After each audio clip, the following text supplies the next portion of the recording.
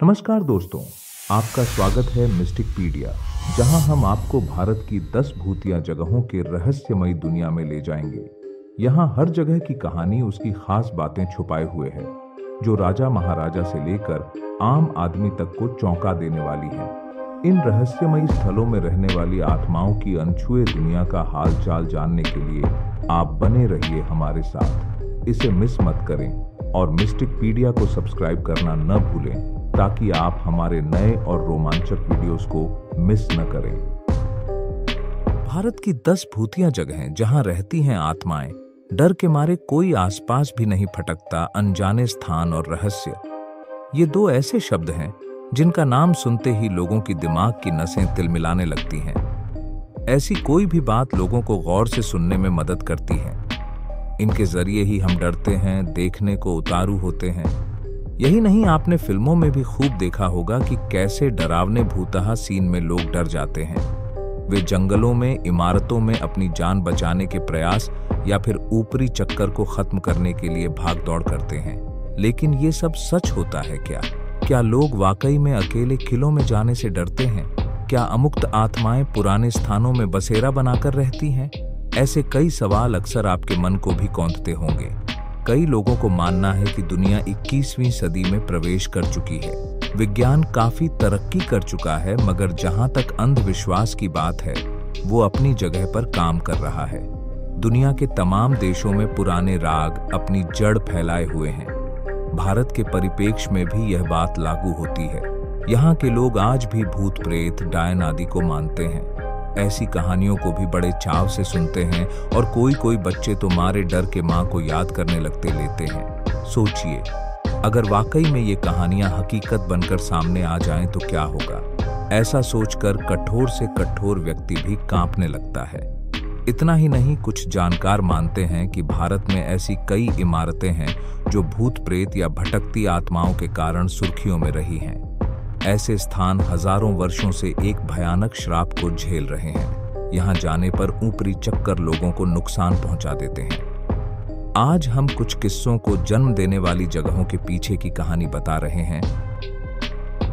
Number 1, पिसावा के जंगल। स्थानीय लोगों के अनुसार उत्तर प्रदेश के मथुरा जिले के देहात इलाके में एक ऐसी जगह भी है जिसके अंदर घुसने से पर्यटकों का कलेजा कांप जाता है। कारण बताया जाता है कि यहाँ सर्र सर्र आवाज आती रहती है और रात में काला काला पर्दा सा छा जाता है। इतना ही नहीं छाता, तहसील के इस पिसावा नामक गांव के पास यह स्थान तरह तरह के पेड़ों, हिंस, करील और जीवों का बसेरा भी है। यहाँ हजारों की संख्या में बंदर रहते हैं। पुराणों में लिखा गया है कि महाभारत में जब युद्ध खत्म हो गया था तो आचार्य द्रोण के महाबलशाली पुत्र अश्वत्थामा पांडवों की जय के बाद से जिन झाड़ियों में प्रवेश कर गए थे, वे यही हैं। घुमावदार जंगल के इस स्थान पर शनिवार को यज्ञ होता है। बड़ी संख्या में श्रद्धालु यहाँ परिक्रमा के लिए आते हैं। बच्चे, बूढ़े और महिलाएं तो रोज ही मिल जाएंगे, लेकिन वे भी इन झाड़ियों के भीतर नहीं जाते। आप यदि परिक्रमा या पूजन के लिए जाना चाहते हैं तो वाहन चलते हैं, लेकिन यहाँ के प्रशासन और पदाधिकारियों ने अनदेखी कर इसकी प्रसिद्धि को अनजाना बना दिया है। मान्यता है कि पिसावा के पास झाड़ी वाले बाबा जंगल से कोई लकड़ी लेकर बेच नहीं सकता, घर नहीं ले जा सकता। ये बात यहाँ का हर व्यक्ति जानता है। यदि भूलवश कोई ले जाने की कोशिश करता है तो उसका बुरा होता है। एक ग्रामीण ने हमें बताया कि एक बार एक घमंडी दंबक यहाँ से पेड़ों को काट कर बेचने चला था। उसके पशु मर गए थे और वृक्ष काटने वाले आदमी नाक से खून फेंककर भाग खड़े हुए थे। तभी से यह बात पुष्ट हो गई कि यहाँ से कोई लकड़ी नहीं ले जा सकता। हाँ, यदि आप आस्था कार्यों जैसे पुण्य प्रसादी और भंडारा करते हैं तो और भला होगा यहाँ की लकड़ी लेकर। डेंजर इलाके में नहीं जा सकते। यहाँ आसपास कई पुराने खंडहर हैं जो पता नहीं किसने बनाए हैं। कोई अकेला व्यक्ति तो जाना दूर, यहाँ आए लोग भी ऐसे इलाके में नहीं जाते हैं। इसके कारण खतरनाक कीट पतंगे या ऊपरी बवाल का होना हो सकता है। यह तो वहां जाने से ही स्पष्ट हो सकता है। नंबर 2, मेरठ का भूत बंगला। मेरठ का कैंट एरिया। यहाँ माल रोड से तकरीबन आधा किलोमीटर की दूरी पर स्थित इस जगह शाम के सन्नाटे की तो बात छोड़ें, यहाँ दिन में भी कोई जाने की हिम्मत नहीं जुटा पाता। यदि हिम्मत करके कोई यहाँ जाता भी है तो इस बंगले के अंदर पहुंचकर उसके पसीने छूट जाते हैं। सुनने और पढ़ने में भले ही आश्चर्य लगे, लेकिन यह हकीकत है कि यह 100 वर्ष पुराना बंगला है जो अब एक खंडहर में तब्दील हो चुका है। यहाँ कई बार कुछ असाधारण गतिविधियों के होने की बात भी सामने आई है। शाम का सन्नाटा तो दूर, दिन में भी इस भूत बंगले को देखकर डर लगता है। यह बंगला देश के 10 भूत बंगलों में शुमार है। मेरठ प्रशासन ने इस बंगले के अंदर जाने पर रोक लगा रखी है, लेकिन प्रशासन से अनुमति लेकर इस स्थान को देखा जा सकता है। इस जगह के आसपास सन्नाटा पसरा रहता है। साथ ही बंगले के अंदर भी मकड़ी के जाले, चमगादड़ और कबूतर ही दिखाई देते हैं। बंगले के चारों तरफ लंबे लंबे वृक्ष हैं तो झाड़ियां भी कम नहीं हैं। दीवारें टूटी हालत में है, लेकिन फर्श पक्का है। बताया जाता है कि कई साल पहले यहाँ कुछ युवा घूमने के लिए आए थे, जिन्हें यहाँ कुछ असाधारण गतिविधियों का एहसास हुआ, जिसके बाद से प्रशासन ने इस जगह जाने पर रोक लगा दी। साथ ही एक तरफ के गेट को भी बंद कर दिया गया। बंगले के भीतर अलग अलग कमरों में ईंटें बिखरी हुई रखी हैं, तो सीढ़ियों की हालत भी ऐसी है जिन्हें देखकर भी चीख निकल जाए। बंगले के भीतर किसी कबूतरों के उड़ने की आवाज भी डरावनी लगती है। वहीं चमगादड़ के झुंड दिन में डराते नजर आते हैं। सांप के बिलों के बाहर मिट्टी के ढेर से भी डर लगता है। आजादी के समय 1947 तक इस बंगले में सब एरिया मुख्यालय था, लेकिन उसके बाद सब एरिया मुख्यालय सरधना रोड पर चला गया, जिसके बाद से यह बंगला खंडर में तब्दील हो गया। आज इसे भूत बंगले के नाम से जाना जाता है। नंबर 3, भानगढ़ का किला। राजस्थान के अलवर जिले की अरावली पर्वतमाला के एक गांव में स्थित भानगढ़ किला एक नहीं बल्कि कई दिलचस्प कहानियों के लिए फेमस है। इस फोर्ट को राजस्थान के साथ साथ भारत के सबसे डरावनी जगहों में भी शामिल किया जाता है। पहाड़ियों से घिरा यह किला भूतों का ठिकाना माना जाता है, लेकिन ऐसे बहुत कम लोग ही हैं जो इस फोर्ट के इतिहास के बारे में जानते हैं। 300 सालों तक भानगढ़ खूब फलता फूलता है। फिर यहाँ की एक सुंदर राजकुमारी रत्नावती पर काले जादू में महारत तांत्रिक आशिक हो जाता है। वो राजकुमारी को वश में करने के लिए काला जादू करता है, पर खुद ही उसका शिकार होकर मर जाता है। पर मरने से पहले भानगढ़ को बर्बादी का श्राप दे जाता है और संयोग से उसके 1 महीने बाद ही पड़ोसी राज्य अजबगढ़ से लड़ाई में राजकुमारी सहित सारे भानगढ़ वासी मारे जाते हैं और भानगढ़ वीरान हो जाता है। तब से वीरान हुआ भानगढ़ आज तक वीरान है, और कहते हैं कि उस लड़ाई में मारे गए लोगों के भूत आज भी रात को भानगढ़ के किले में भटकते हैं। तांत्रिक के श्राप के कारण उन सब की आत्मा की मुक्ति आज तक नहीं हो पाई है। यह जगह अब पुरातत्व विभाग अधीन है और उन्होंने सूर्यास्त के बाद इसे किले में नहीं रुकने की सख्त हिदायत दे रखी है। सरकार ने भी पर्यटकों को यहाँ अंधेरा होने से पहले चले जाने की चेतावनी जारी कर रखी है। लोगों का मानना है कि आज भी उस तांत्रिक की आत्मा वहीं भटकती रहती है। नंबर 4, कुलधरा गांव जैसलमेर इस सूची में एक और राजस्थान का स्थान है। जैसलमेर जिले का कुलधरा गांव, जो कि पिछले 170 सालों से वीरान पड़ा है। कुलधरा गांव पालीवाल ब्राह्मणों का गांव था। कुलधरा गांव के हजारों लोग अपने गांव की एक लड़की को अय्याश दीवान सालम सिंह से बचाने के लिए एक ही रात में इस गांव को खाली करके चले गए थे और जाते जाते श्राप दे गए थे कि यहाँ फिर कभी कोई नहीं बस पाएगा। तब से गांव वीरान पड़ा है। कहा जाता है कि यह गांव रूहानी ताकतों के कब्जे में है। कभी हंसता खेलता यह गांव आज एक खंडहर में तब्दील हो चुका है।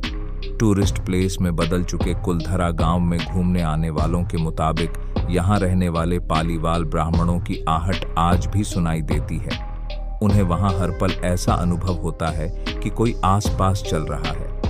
बाजार के चहल पहल की आवाजें आती हैं। महिलाओं के बात करने, उनकी चूड़ियों और पायलों की आवाज हमेशा ही वहाँ के माहौल को भयावह बनाते हैं। प्रशासन ने इस गांव की सरहद पर एक फाटक बनवा दिया है, जिसके पार दिन में तो सैलानी घूमने आते रहते हैं, लेकिन रात में इस फाटक को पार करने की कोई हिम्मत नहीं करता है। मई 2013 में दिल्ली से आई भूत प्रेत और आत्माओं पर रिसर्च करने वाली पैरानॉर्मल सोसाइटी की टीम ने कुलधरा गांव में रात बिताई, और यहाँ पर पारलौकिक गतिविधियां रिकॉर्ड की। नंबर 5, थ्री किंग्स चर्च है गोवा के वेलसाव में। कहते हैं कि गोवा के किंग्स चर्च में 3 पुर्तगाली राजाओं की आत्मा भटकती है और कई बार चर्च में आए लोगों को इनकी मौजूदगी का एहसास भी होता है। यहाँ के लोगों का कहना है कि किसी समय यहाँ 3 पुर्तगाली राजा हुआ करते थे। इनमें वर्चस्व को लेकर अक्सर लड़ाई होती रहती थी। एक बार होलगेर नाम के एक राजा ने अन्य दोनों राजाओं को इस चर्च में आमंत्रित किया और धोखे से जहर देकर मार दिया। जब लोगों को होलगेर की इस करतूत का पता चला तो उन्होंने इसके महल को घेर लिया। जनता के आक्रोश को देखकर तीसरे राजा ने आत्महत्या कर ली। तीनों राजाओं के शव को इसी चर्च में दफना दिया गया।